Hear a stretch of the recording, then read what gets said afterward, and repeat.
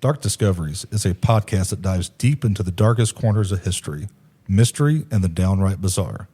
We discuss real events that may include graphic detail, adult themes, strong language, not suitable for all ages. Listener discretion is strongly advised. We're here to inform, entertain, and maybe make you laugh nervously in public, but never to glorify criminals or make light of victims. Our research is thorough, but hey, we're not perfect. We don't claim to be historians, so if we get something slightly off, blame Dustin. All opinions are our own, and sometimes even those are questionable.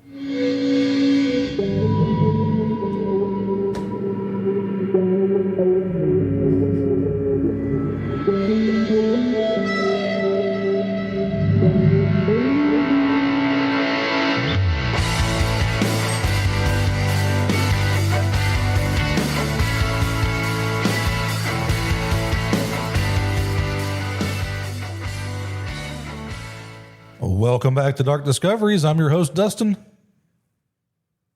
Am I all alone? Hello? Am I here with anybody else? Oh my God, hi. I'm Jackie. Well, I'm here, buddy. You heard what Jimbo. they said about dramatic pauses. They don't like it. That's why we gave you a big one there. Come on. Hey, we've already got him wild up this episode, don't we? We do. We Nah, are I'm ready. cool as a cucumber on the 4th of July out in the sun. We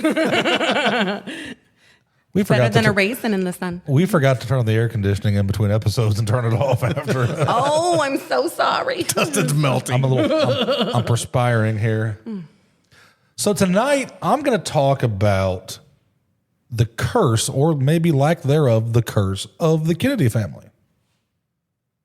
There's something about the name Kennedy that just doesn't say American royalty. It whispers tragedy, death, and misfortune. The kind that doesn't just haunt a single person or even a generation, but the entire bloodline.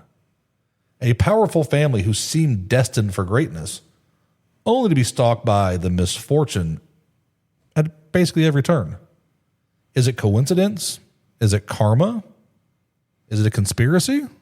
Is it chameleon? What's it have to do with conspiracies or darkness, Jimbo? They're lizard people. You hit that so fast. Maybe they are. You got me on that one, buddy. Maybe they are. Are they probably reptilians Yeah. would be the right word. If we're gonna accuse somebody of something, let's get it right. So let's rewind this. The story goes back to Joseph P. Kennedy Sr. Born in 1888, the ambitious son of a Boston saloon owner. So close to the word salon, and sometimes I get confused. Where'd you get your... It's done by Kennedy. Maybe it's Kennedy. Is he born with it? No, that's a lot of hair gel. He wasn't just smart, he was cutthroat. A Harvard grad, a master manipulator of the stock market, and possibly a bootlegger. Bootlicker. Here we go again. Rumors still float that during Prohibition, Joe Sr. greased the wheels of his empire That's not all he was greasing. with illegal liquor money, mob connections, and insider deals. Ooh. By the 1930s, he had assumed a fortune and aimed higher to political influence. But not for himself. He had a new goal. One of my sons will be president of the United States. Wow. Ambitious. That ambition would go on to Called it. shape the curse for the next 3 generations. Joe Jr., the eldest Kennedy child, was the prototype. Harvard educated, athletic, charismatic. He was being groomed for the presidency long before his brother Jack ever thought about taking office. A lot better than the grooming I thought you were going to take that. Groomed at the Kennedy salon. Yeah, we got to be careful with grooming because that likes to pop up everywhere. Oh, yeah. But in 1944, during a secret World War II mission called Operation... Here we go again. but What does that mean? enunciation for this word. That was like a little kid that just got caught with his hand in the cookie jar. Aphrodite, Aphdite. Aphrodite? I don't know. You tell me. I just did. Joe volunteered to pilot a remote-controlled, explosive-laden plane over Nazi territory. He was supposed to parachute after takeoff, Uh-oh. leaving the craft to be guided by radio control, but the explosives detonated early, Wait a minute. Oh, no. My batteries are out. obliterating the plane, Joe Jr., midair over the English Channel. So All I can say is, was it a Logitech controller?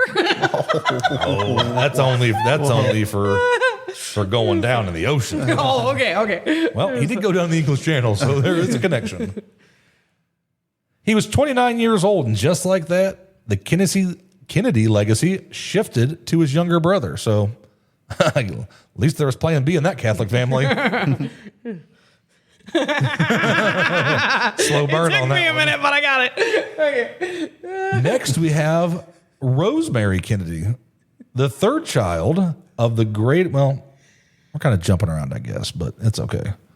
The third Kennedy child with the family's greatest secret. She had learning disabilities at a young age, what we understand as an intellectual and emotional development issue. But in a family that was obsessed with perfection, with the image, the thought, all that, she was just an inconvenience to them. You would think somebody that is that powerful of a family with that much money that they would get the best care they could to take care of her. Well, and that's the thing is she did get some opportunities. I want to cover this later deeper, so I don't want to go too deep into her. But they said, she went over to, overseas into England and helped, teaching and stuff. They said she was doing really, really, really good.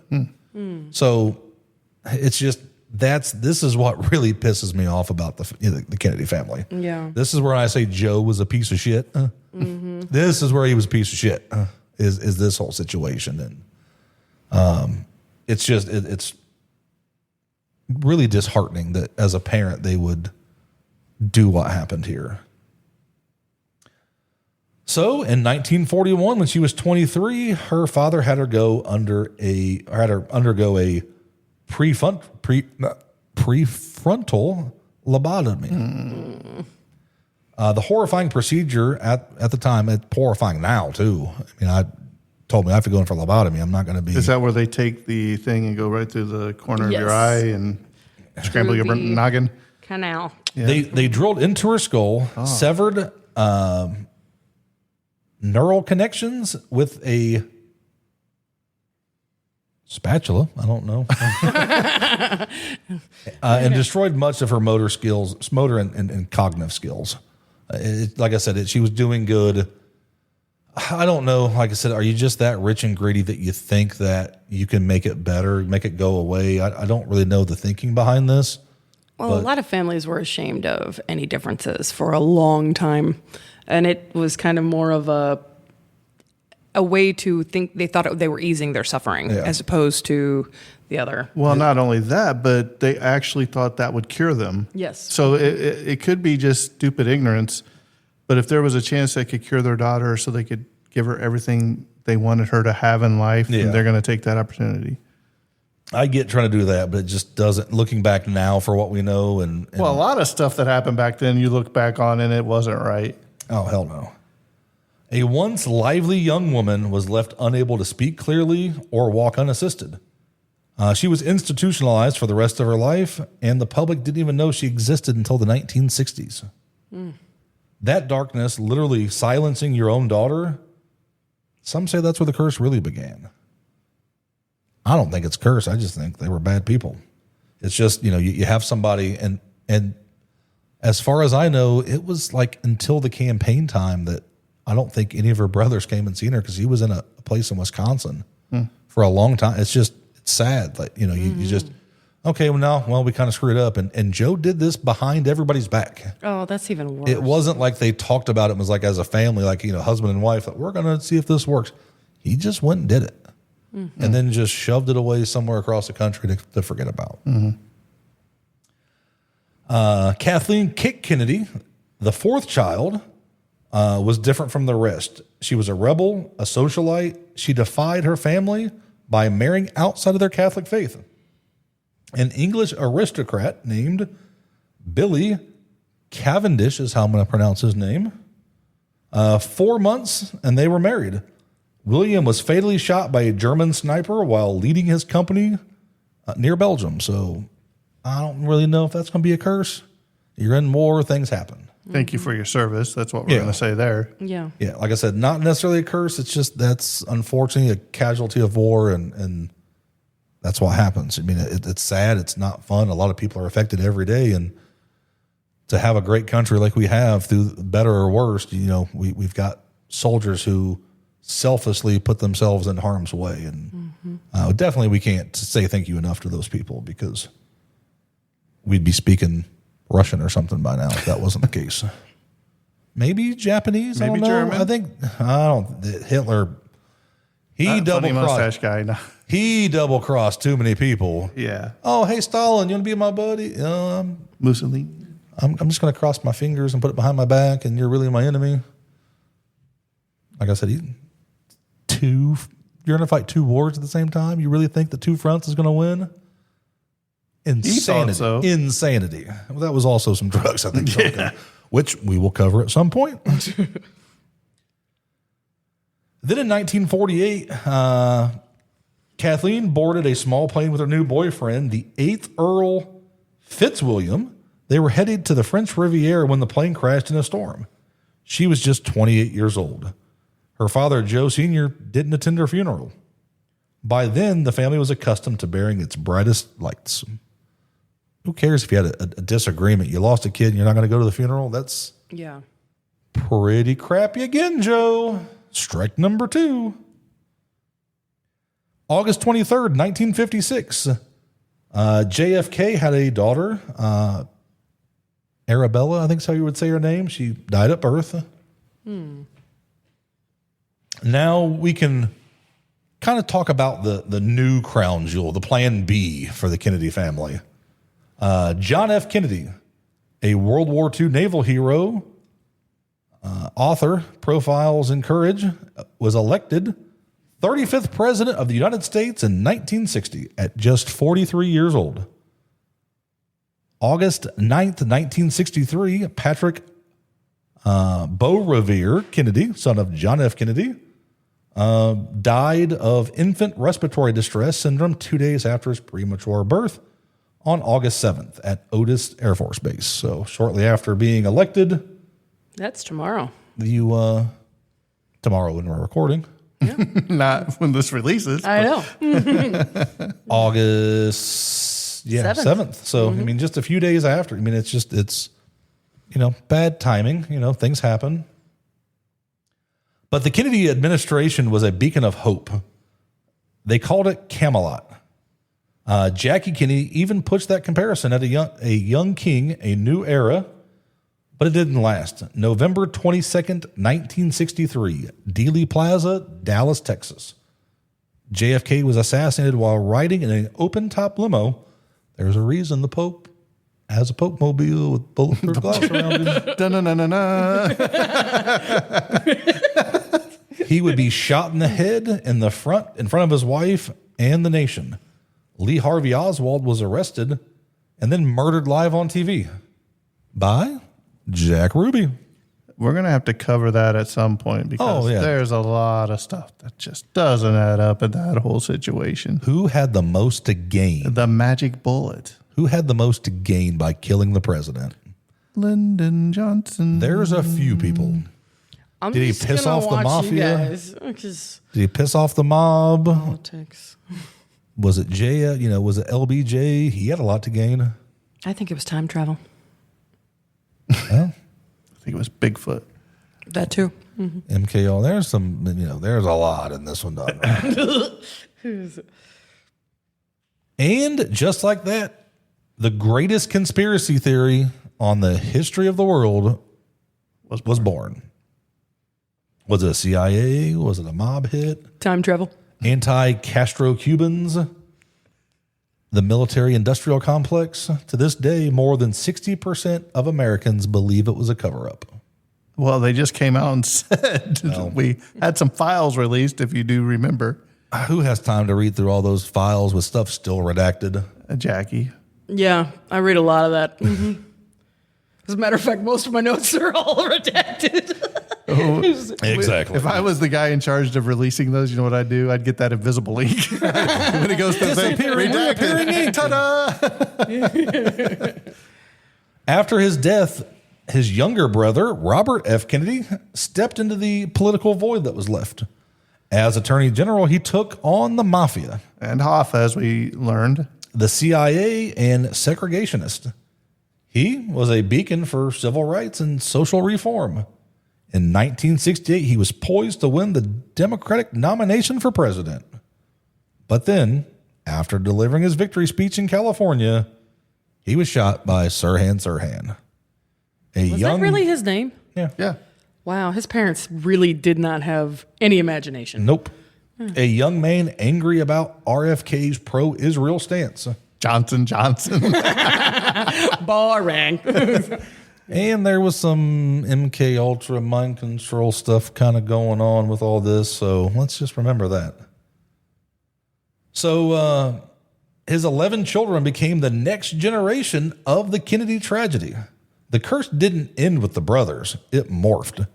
David Kennedy, RFK's son, died in 1984 from a drug overdose after years of addiction stemming from witnessing his father's assassination. That's a lot to take on. Yeah. And it was publicized, so it's all over everywhere. You can't get away from it. It's the talk of the country. I mean, it's And you had understandable. that, it's a Pruder film. Yep. And it's just over and over your family's, misfortunes being played all over the country. Michael Kennedy, another son, died in 1997 after a skiing accident. That's a good public service announcement, just like Sonny from Sonny and Cher. You don't go skiing. Michael Schumacher, don't go skiing. John Denver. It just keeps going and going and going. If you're rich and have money and powerful, don't go skiing.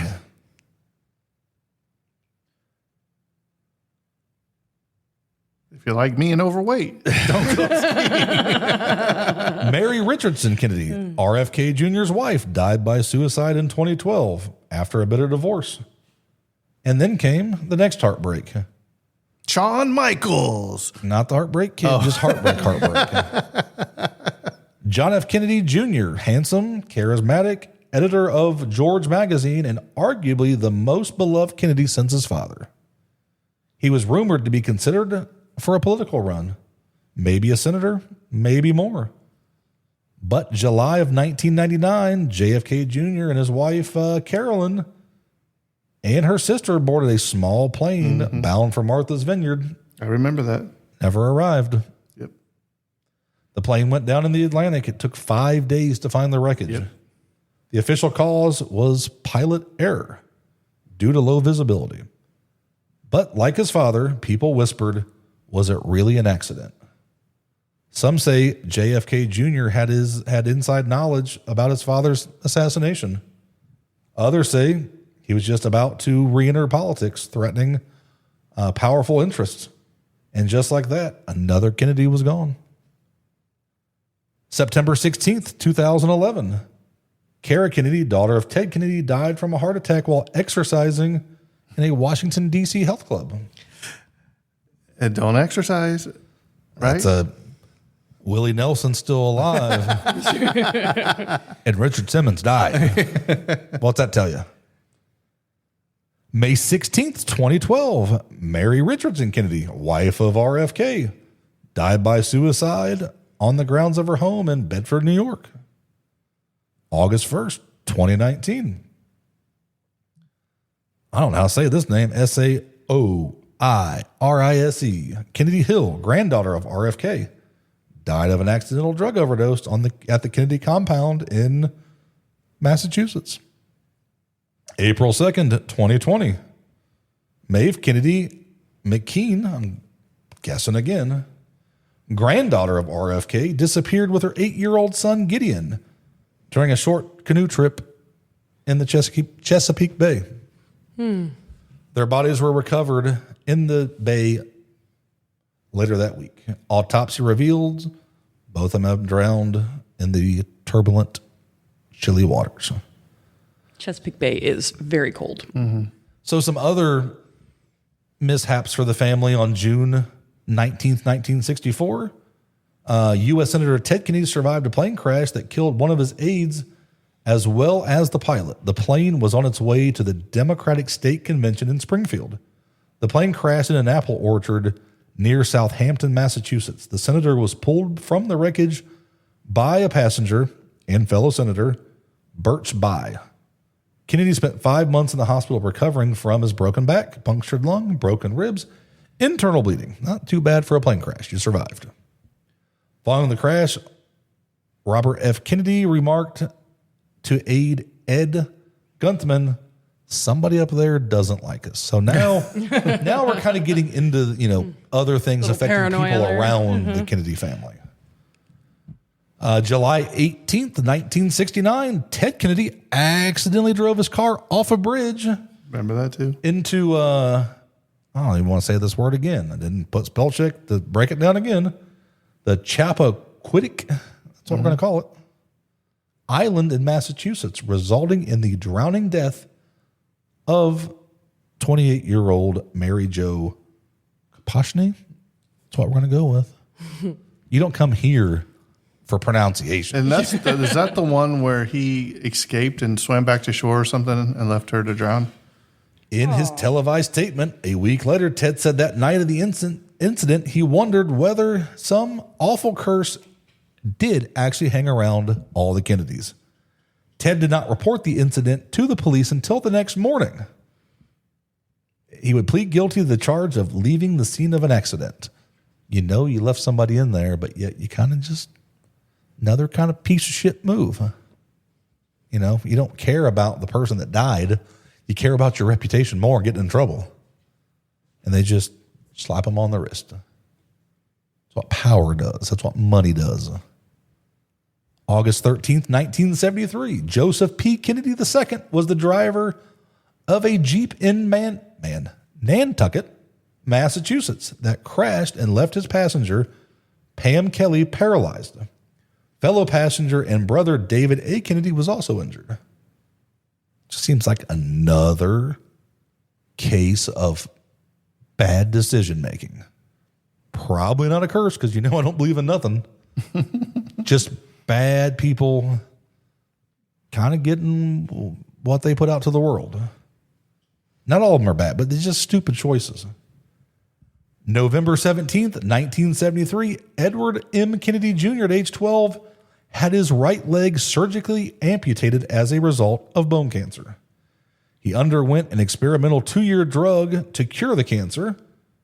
On May 4th, 2006, U.S. Congressman Patrick J. Kennedy would crash his automobile while intoxicated into a barricade on Capitol Hill in Washington, D.C. at 2:45 a.m. He later revealed an addiction to prescription medications, Ambien, and something else I can't pronounce, and pleaded guilty to driving under the influence of a prescription drug, sentenced to 1 year probation and $350. So once again, just bad decisions. You got a poor kid that's got cancer that can't help it, loses a leg. He did nothing wrong. But let's just have these people out there just doing dumb shit. So what is the Kennedy curse? Let's break it down. Coincidence? Big families, high-risk lives equal public tragedies. You have the karma theory, the lobotomy, the power grab, the backroom deals. Maybe fate struck back. You have the supernatural theory. Irish folklore speaks of family hexes. Some even claim Joe Sr. bargained with dark forces for political glory. You sell his soul to the devil to be in politics? Sometimes the devil isn't the guy with red horns and red horns. A red guy with horns and fire and a pitchfork. Yeah, he went down south to the play devil, the fiddle. The devil is in the details. Are some of those people that just are already in power. Maybe reptilian powerful people. Who knows? Lizards. Then you have the conspiracy theories. JFK and RFK made too many enemies. Their deaths weren't random. They were calculated removals. And the next generation was just collateral damage. Whatever the cause, one thing is certain. The pattern is undeniable.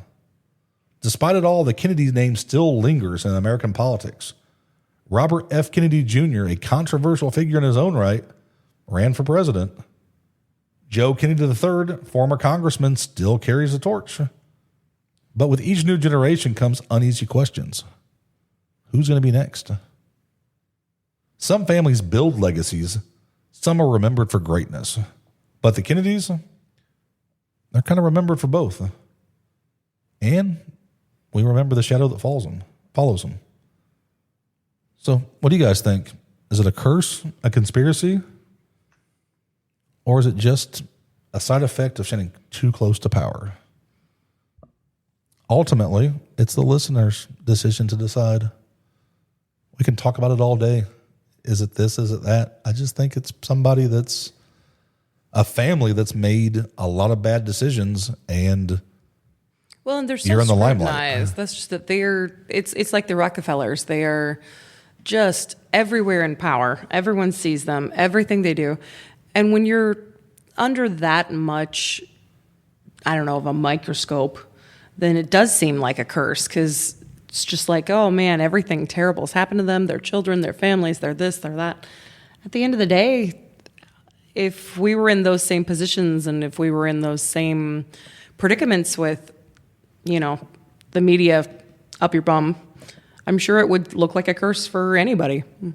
Right. It's probably just like a normal family, but just because they're in power and in seats of like Congress, then it's examined, strewn out of proportion 10, 100 times more than the average person.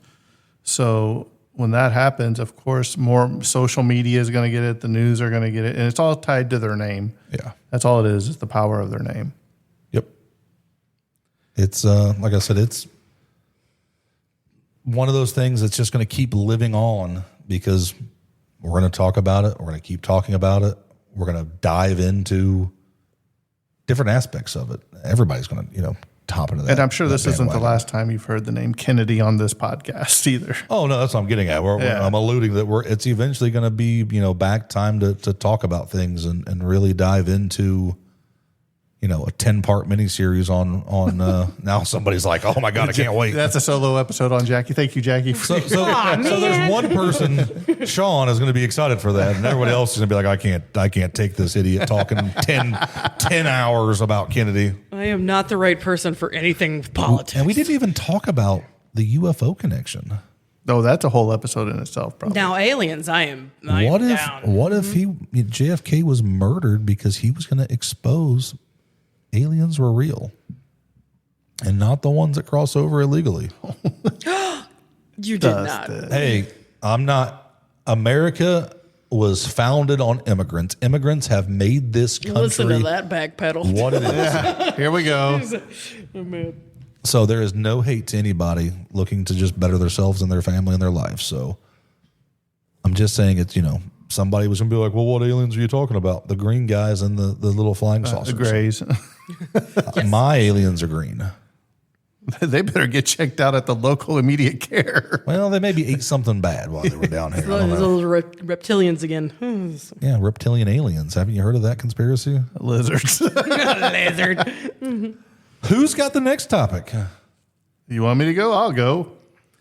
Well, Dustin, you took us on a little wild ride with the Kennedys, but I have a story that's kind of unbelievable, but true.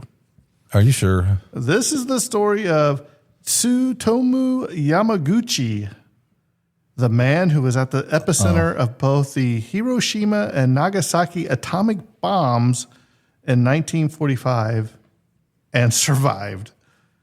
But his story isn't just about improbable survival. It's about war, trauma, the randomness of fate, and the lingering shadows of radiation that haunted both his body and his country. So settle in. This is the journey of a man caught in history's deadliest storm. Twice. Oh, no. Mr. Yamaguchi was born on March 16th, 1916 in Nagasaki, Japan, a bustling port city known for its international trade. He grew up during a time of rising nationalism and industrial expansions in Japan. Yamaguchi, he was an intelligent and quiet man. A draftsman by profession, he worked for Mitsubishi Heavy Industries where he designed oil tankers. He was a peaceful man. He wasn't a soldier, nor a spy, nor even a politician, just a working man trying to support his family. In the summer of 1945, the tides of war had turned against Japan. The Axis powers were crumbling. Germany had already surrendered. The United States, desperate to end the war without a bloody land invasion, had another plan, a secret weapon. Yamaguchi's company sent him to Hiroshima on a 3-month assignment over 180 miles away from his home in Nagasaki. The date was August 6, 1945, which is today. As we are recording. Yeah. His last day in Hiroshima before returning home. That morning, as Yamaguchi was walking to the shipyard, he recalled looking up at a plane, a single strange aircraft flying high above the city. It was 8:15 a.m. The plane dropped something, a small object on a parachute. Seconds later, the sky turned white. A flash brighter than the sun, a shockwave ripped through the earth. It was Little Boy, the code name for the uranium bomb dropped by the Enola Gay. Yamaguchi was less than 2 miles from ground zero. He was hurled into the air and crashed into a potato field. Wow. His face was burned, both eardrums ruptured. He staggered away, blind in one eye, his body scorched, bleeding, and disoriented in a city that had been erased. Wow. He found shelter in a bomb shelter that night, and then, despite his injuries, dehydration, and the radioactive ash that blanketed Hiroshima, he made the decision to go home to Nagasaki. Let that sink in. A man survives the world's first atomic bombing and limps back to his hometown, unaware that the storm was not yet over. Talk about bad luck. The second bomb. It took Yamaguchi 3 days to return to Nagasaki. He arrived on August 8th, reunited with his wife, Hisako, and their baby son. He was bandaged and barely able to move, but he went to the hospital, and the very next day, despite everything, he reported to work. Wow. That's Yes, dedication. he went to work. People in the 40s were built different. You didn't miss work for anything. Like you had to. When his boss asked him why he looked like a mummy, Yamaguchi told him everything, that he had survived a bomb that destroyed an entire city, that a new kind of weapon had been unleashed. And right as he tried to explain what happened in Hiroshima, the second bomb fell. Jeez. It was 11:02 a.m. on August 9th. Nagasaki was hit by Fat Man, a plutonium bomb even more powerful than the one that destroyed Hiroshima. Once again, Yamaguchi was within 2 miles of ground zero, and once again, he survived. Insane. It's hard to imagine that kind of trauma Mr. Yamaguchi endured. The searing heat, the radiation sickness, the endless funerals, and the physical and emotional scars. His wife and son also survived miraculously. Hisako had taken the baby into a tunnel for safety just before the blast. Wow. But the long-term effects were brutal. Yamaguchi, like thousands of other Hibakusha, atomic bomb survivors as they're known as, would endure years of radiation, sickness, infections, hair loss, and immune issues.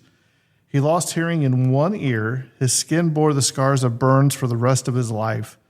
Worse yet, he watched as friends and family slowly succumb to leukemia, cancer, and the psychological toll of what they'd endured. For decades, Yamaguchi kept his relatively low profile. He returned to work, raised his family, and lived modestly. But in his later years, something shifted. He began to speak out, not in anger, but in warning. He wrote memoirs, gave talks, and pleaded for nuclear disarmament. He was not bitter, but deeply haunted by what he had witnessed. In 2006, he appeared in a documentary called Nichuju Haku, meaning twice bombed, twice survived.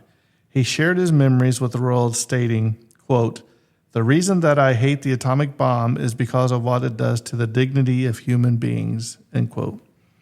In 2009, the Japanese government officially recognized him as the only person certified by both Hiroshima and Nagasaki as a double survivor. Wow. He passed away the next year on January 4th, 2010, at the age of 93 from stomach cancer.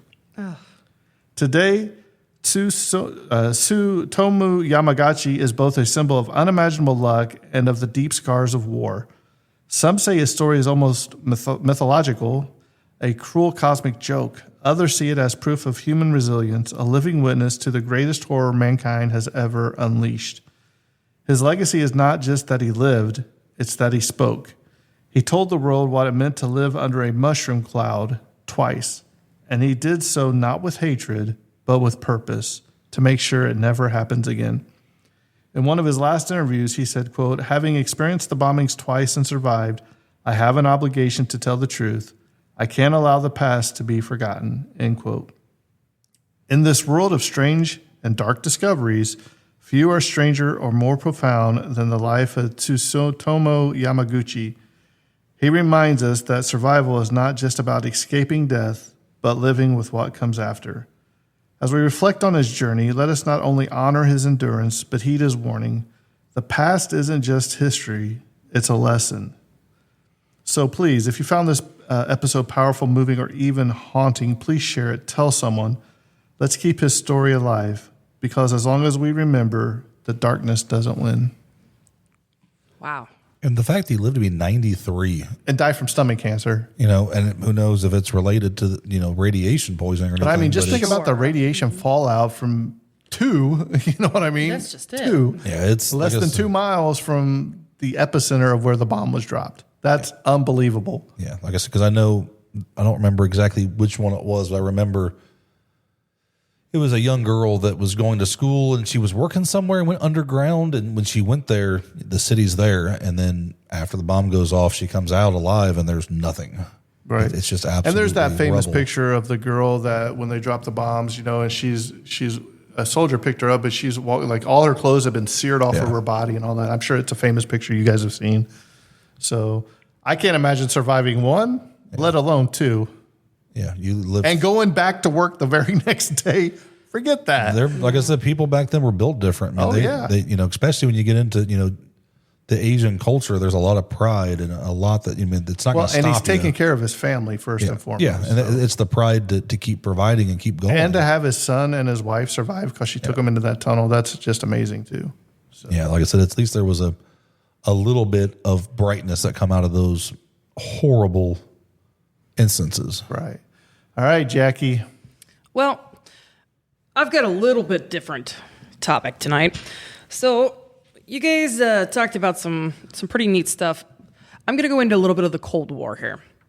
So during the height of the Cold War, the United States and the Soviet Union explored almost every imaginable method of surveillance and warfare, including the use of trained marine animals. While the U.S. Navy famously trained dolphins and sea lions for mine detection, surveillance, and recovery missions, the Soviet counterpart took things much darker: explosive combat dolphins. In 1960 through the 70s, the Soviet launched a secret program based in Crimea using bottlenose dolphins for military purposes. These dolphins were trained to identify underwater mines, detect enemy divers, and even place explosive charges on enemy ships. They call him Flipper. Faster than lightning. Not I that try way. to make a flipper noise, but I can't. Well, according to what the heck was that? Was that better than the Kennedy voice I tried to do? No. Oh, man. I listened to that. I feel pretty stupid for doing it. Well, according to declassified reports and later interviews, some dolphins were allegedly trained as suicide attackers. tasked with delivering explosives to hostile vessels and detonating upon contact. I want to know who comes, like how much weed or pot, whatever. How high do you have to be like, you know what would work? Oh, just wait. This is only one example. Let's have Flipper. Did you ever watch that TV show called Sequest? No. Do you remember that? No, I don't remember sequence. What was the video game where you had to play as the dolphin? Echo the Dolphin? That game was too damn hard, so I don't like dolphins. I couldn't figure that shit out to save my life. Right in the blowhole. Oh, my. All right. Well, this concept of turning intelligent marine mammals into wow, I can't say it. Kamikaze? That's the one. Kamikaze. Shocked even hardened military insiders. The Soviet program was shrouded in secrecy with limited documentation and exclusive speculation extensively. Soviet trainers used operant conditioning techniques and food-based rewards, similar how the U.S. Trained their dolphins, but allegedly went further by modifying harnesses to carry live explosives. After the collapse of the Soviet Union, the dolphin training base in Crimea was reportedly abandoned until it was reactivated by Ukraine and later seized by Russia in the 2014 annex of Crimea. Russian officials confirmed that they had acquired the trained dolphins and were considering reviving the program. In 2018, reports surfaced in Russia was developing the next generation marine mammals program, with new training underway for both dolphins and beluga whales. So what do you do if you're landlocked? You can't really use dolphin or whales.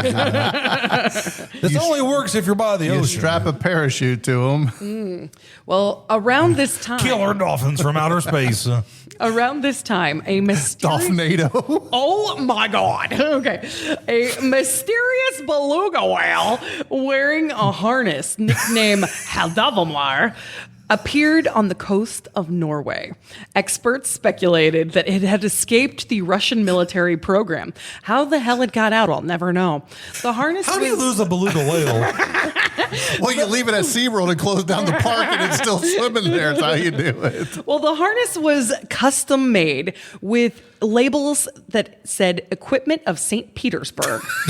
There's ample evidence. Have you heard there's a rumor in St. Petersburg? Have you heard what they're saying on the streets? God. Well, there is ample evidence that marine mammals were seriously considered and possibly deployed in Cold War naval strategy.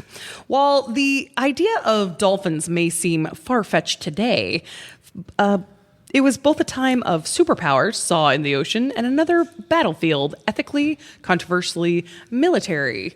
I thought carrier pigeons was a crazy enough concept to actually work, let alone freaking dolphins and whales. Well, if you think carrier pigeons... Isn't this where Michael Jackson wanted to free Willy?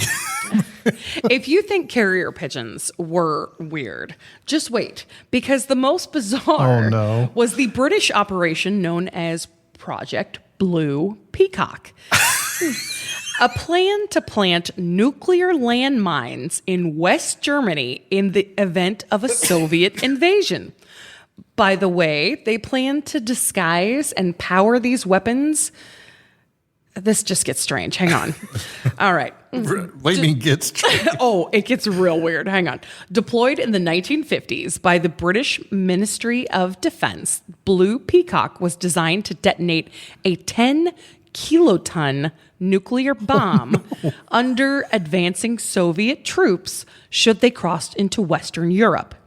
But hiding this massive bomb in plain sight proved to be difficult. The solution?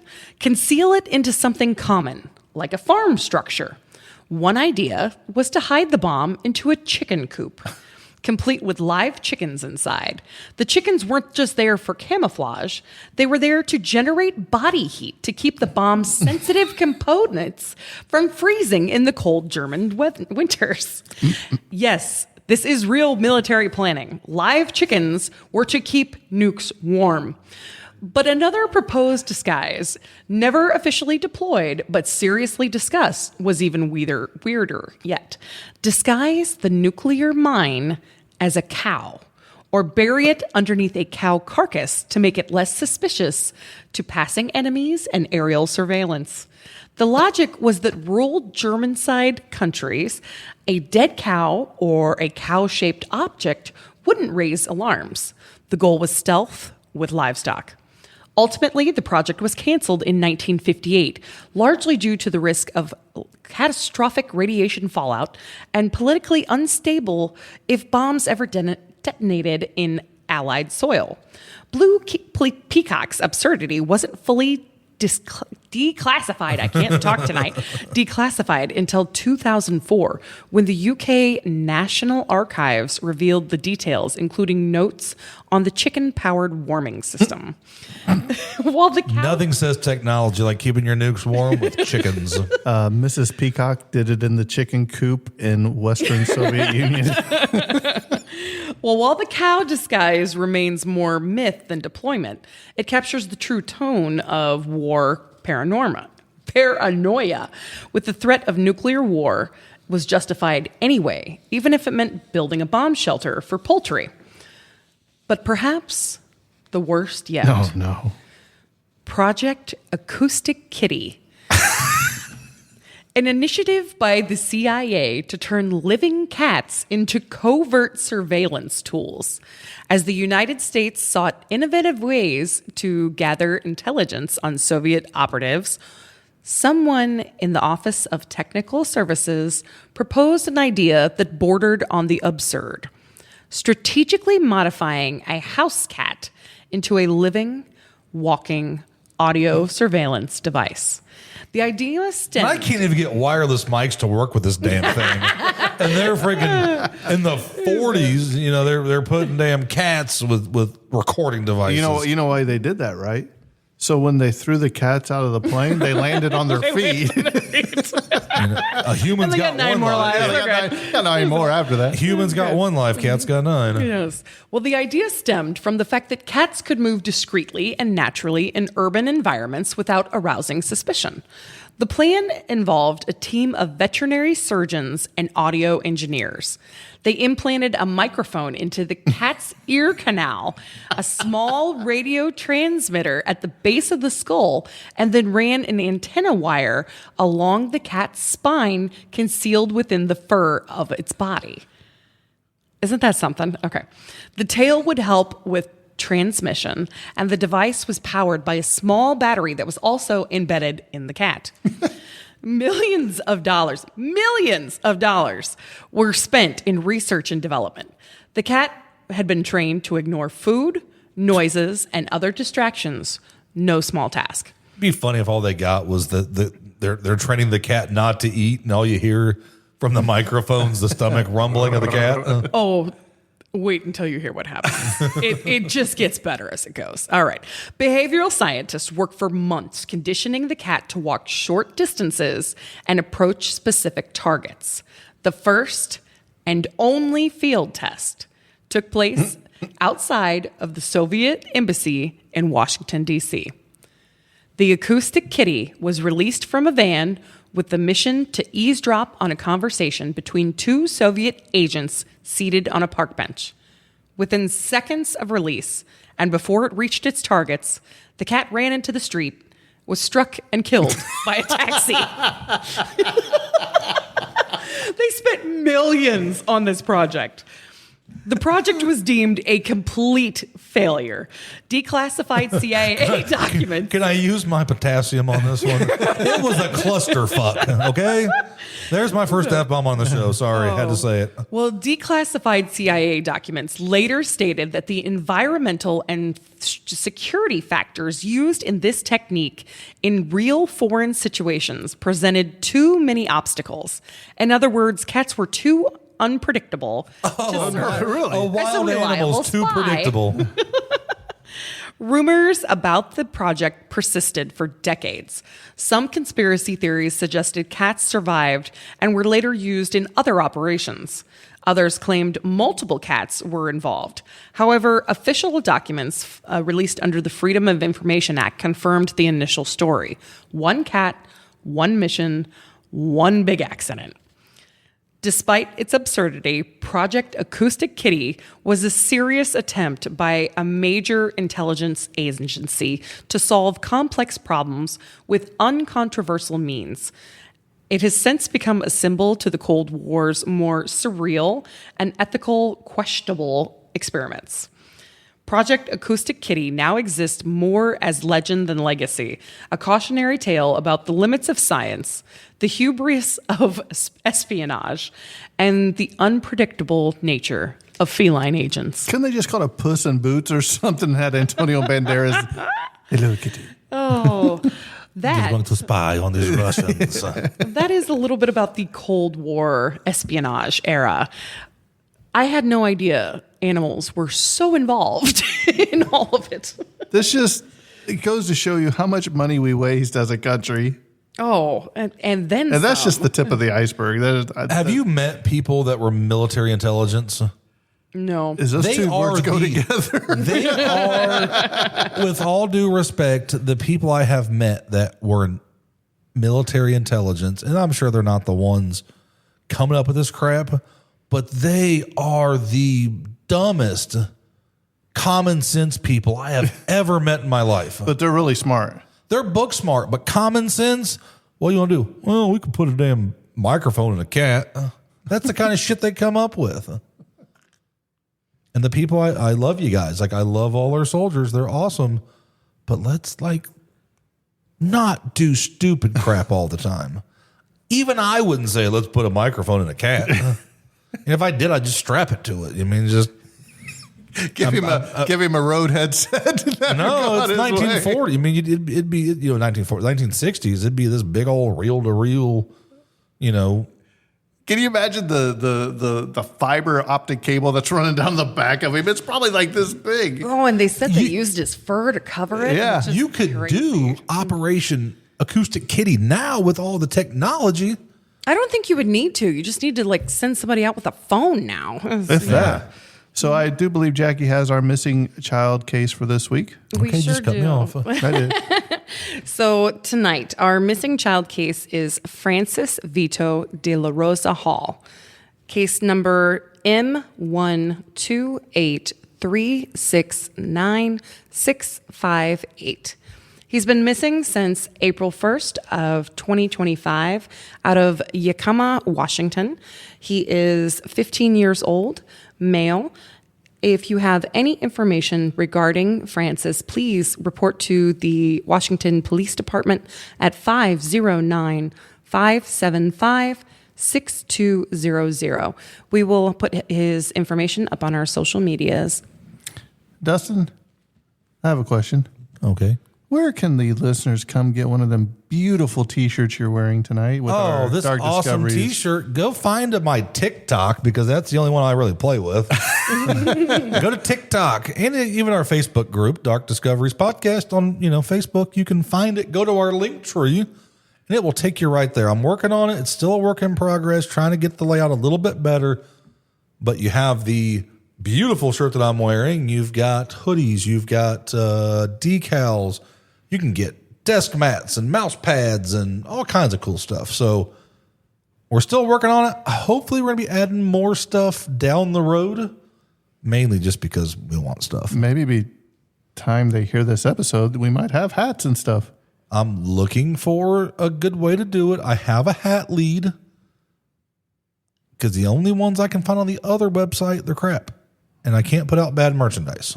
Dustin doesn't like bad stuff. We don't want to do crap. Right. If I'm going to put my name on it, it's going to be good quality stuff.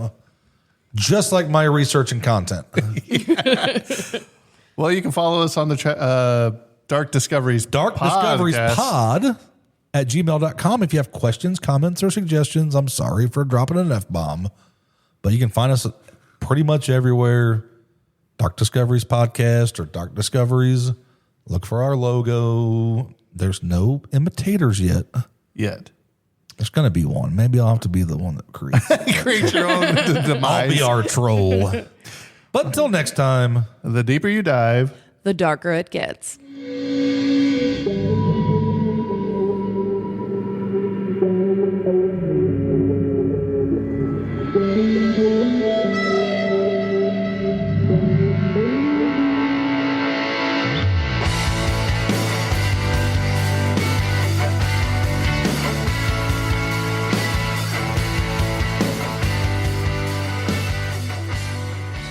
I know what's been wrong with you these last couple of episodes, Dustin. What's that? You're not air guitaring during your intro or outro.